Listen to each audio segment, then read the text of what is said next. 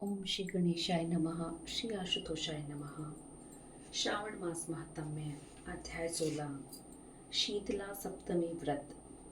भगवान शिव बोले, हे सनत कुमार, अब मैं तुम्हें शीतला सप्तमी के बारे में बतलाता हूँ, जो शीघ्र फलदायी है। इसके लिए श्रावण मास के शुक्ल पक्ष की सप्तमी तिथि दीवार पर बावली बनाकर उसमें अशरीर रूपी संज्ञक दिव्य रूपधारी 7 जल देवों को चित्र बनाए तथा 16 प्रकार के उपचारों से जल देवी की पूजा कर उसे दही, ककड़ी और भात नैवेद्य स्वरूप अर्पण करें। इनका बायना केवल ब्राह्मणों को ही दें।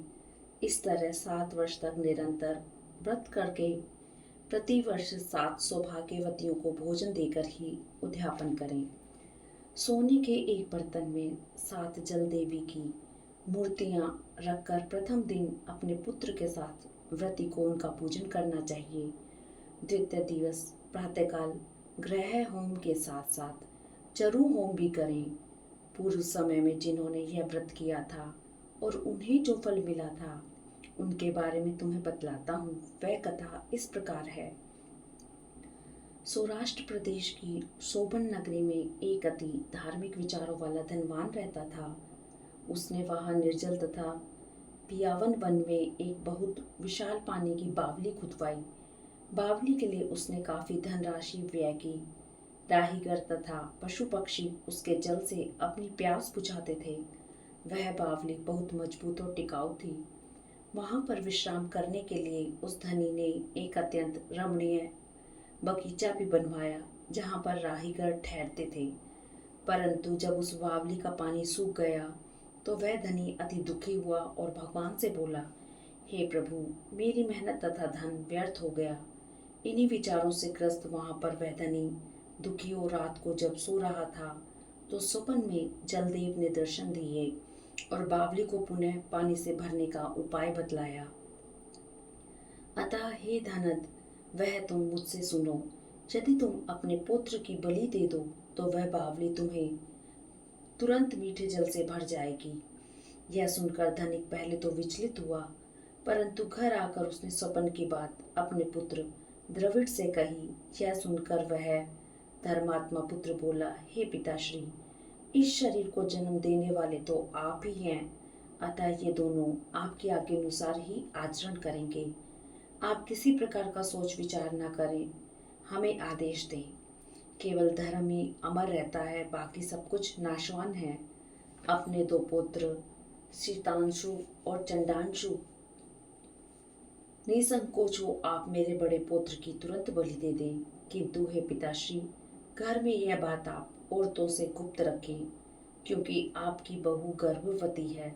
उसका प्रसव काल निकट है, वह मायके जाएगी।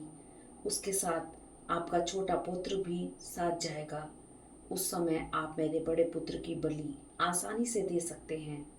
अब सब कार्य निर्विघ्न समाप्त हो जाएगा। पिता बोले, हे पुत्र, तू धन्य हो, वंदनीय हो। हे मेरे आज्ञाकारी पुत्र, प्रभु तुम्हारा कल्याण ही करेंगे। कुछ काल पश्चात जब धनत की पुत्र वधु प्रसव के लिए जाने लगी तो पुत्र द्रविड़ ने अपनी पत्नी से कहा, हे सुभगे, तुम प्रसव के लिए मायके जा रही हो तो छोटे बेटे को अपने साथ ले जाओ और बड़े बेटे को मेरे पास ही छोड़ जाओ। पत्नी ने अपने पति के आदेश का पालन किया और वह बड़े पुत्र को उसके पिता के पास ही छोड़ गई। सुशीला के जाने के पश्चात पिता व पुत्र द्रविड़ ने शीतांशु को सप्तमी के दिन नहला धुलाकर सुंदर वस्त्रों से सुसज्जित कर उसे बलि के लिए सूखी बावली के किनारे ले जाकर खड़ा कर दिया। उस दिन पूर्वाषाढ़ा का दिन और वरुण नक्षत्र भी था। उन्होंने यह बोलकर, जल देव इस बालक की बलि से प्रसन्न हो, बालक की बलि दे दी। बलि देते ही जलदेव ने प्रसन्न हो उस बावली को अमृत तुल्य पानी से भर दिया। दुखी और प्रसन्न मन से दोनों पिता पुत्र अपने घर वापस आ गए। उधर सुशीला ने अपने पीहर में अपने तीसरे पुत्र को जन्म दिया। वह कुछ काल पश्चात जब बड़ा हुआ और 3 मास का हो गया तो उसके साथ और अपने छोटे पुत्र और संबंधियों के साथ अपने ससुराल लौट चली। मार्ग में जब वह बावली के पास पहुंची तो वह सूखी बावली को, जिसे उसके ससुर धनद ने बनवाया था, अमृत तुल्य मीठे जल से भरा देखकर अपने ससुर और पति पर प्रसन्न हुई और मन में सोचा कि उनके उद्योग में बढ़ोतरी होने पर ही यह संभव हुआ है। यह सोच उसने अपने दोनों पुत्रों और संबंधियों सहित उसमें स्नान किया और मीठा जल पिया। तब कुछ काल वहां विश्राम कर वह आगे चली। उस दिन भी श्रावण मास के शुक्ल पक्ष की सप्तमी तिथि थी। उधर जलदेव वरुण जो यह दृश्य देख रहे थे, वह सुशीला और उसके कृत्य से हर्षित हो रहे थे। उन्होंने सोचा कि अब इसको इसका पुत्र लौटा देना चाहिए, क्योंकि सुशीला ने यहाँ शीतला माता का सप्तमी का व्रत संपन्न किया है। उसने व्रत के लिए स्नान कर दही तथा चावल तथा ककड़ी का नैवेद्य बनाकर ब्राह्मणों को दान में भी दिया। अपने परिवार व संबंधियों के साथ उसने स्वयं भी दही चावल ककड़ी भोजन रूप में ग्रहण किया। उस बावली से सुशीला का घर लगभग 4 कोस था।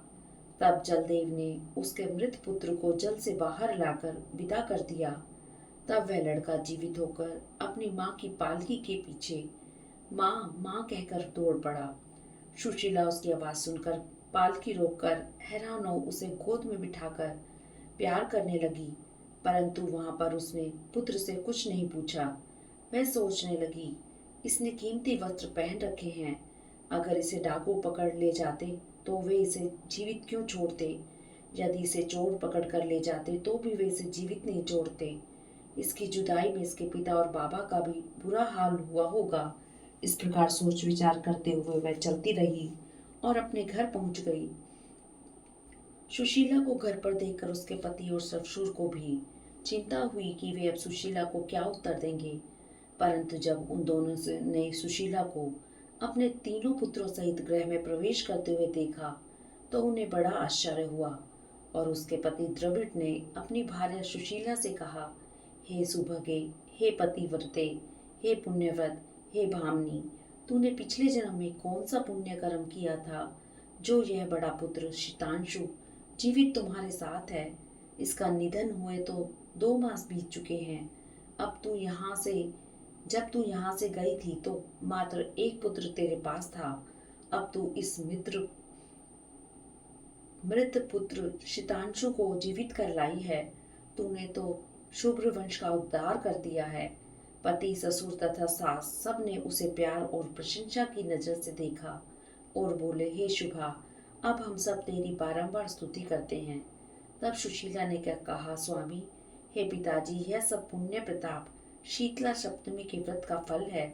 जो यह मृत पुत्र शीतांशु जीवित उठा है, यह सब उस सुमार्ग का फल है जिसके अनुसार मैंने शीतला सप्तमी व्रत किया। मैंने दही चावल तथा ककड़ी का सेवन व्रत में किया। उससे संसार में सारी मनोकामनाएं पूरी हो जाती हैं। शिव बोले, हे वत्स, हे शीतला सप्तमी का व्रत करके उसके बाद दही चावल और ककड़ी का सेवन करने से प्राणी मात्र और समस्त अभिलाषाएं पूरी हो जाती हैं, समस्त पाप नष्ट हो जाते हैं तथा मरणोपरांत प्राणी शिवलोक भी जाता है। इस 16वें अध्याय के पाठ श्रवण से मोक्ष की प्राप्ति होती है। ओम नमः शिवाय, ओम नमः शिवाय, ओम नमः शिवाय।